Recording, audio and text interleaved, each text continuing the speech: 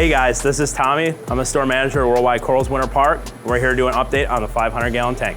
We haven't added too many corals to this tank since the last update, but they have grown quite a bit. So we have a lot of corals that are growing into each other currently.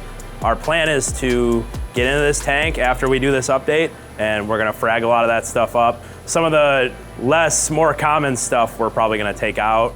My favorite coral in this tank is the bowerbanki that's right front and center. We call it the Punisher bowerbanki. It resembles a lot like a master scully. It's got similar coloration and it just has crazy like bleeding red, and it's got like turquoise. It's a really, really sweet piece. So that's my favorite coral in the tank.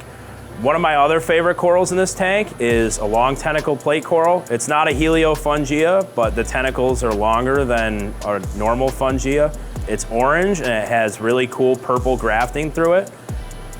The Euphelia garden in this tank has done surprisingly well.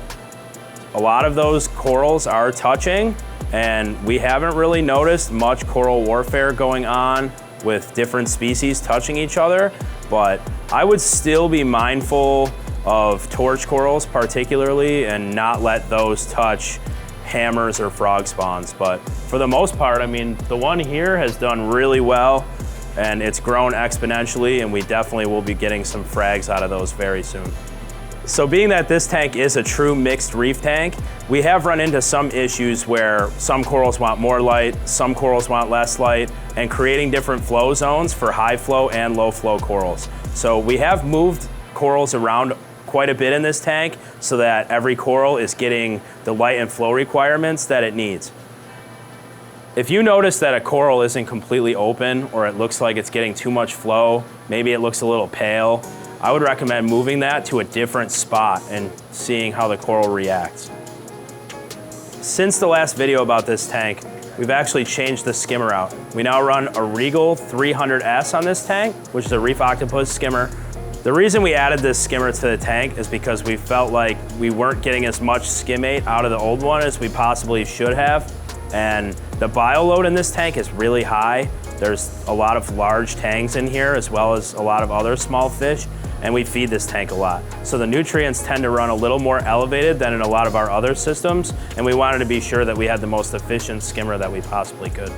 We have changed out the lights on this tank from the Ecotech XR30 G4 Pros to the G5s. These are actually the Generation 5 blue XR30s, and since then we've actually noticed a lot of coral growth. We kept the schedule the same and the intensity the same, but because the wattage of these LEDs is higher than the old ones, we believe that the tank is brighter and it's actually led to more growth. We've noticed that there's less shimmer with these, but it seems like the light penetration is reaching the floor of the tank better than the old ones did. In the very near future, we plan on adding a calcium reactor to this aquarium. We feel like this is necessary for us to keep elevated levels of all the parameters in this aquarium because of how quickly a lot of the corals have been growing.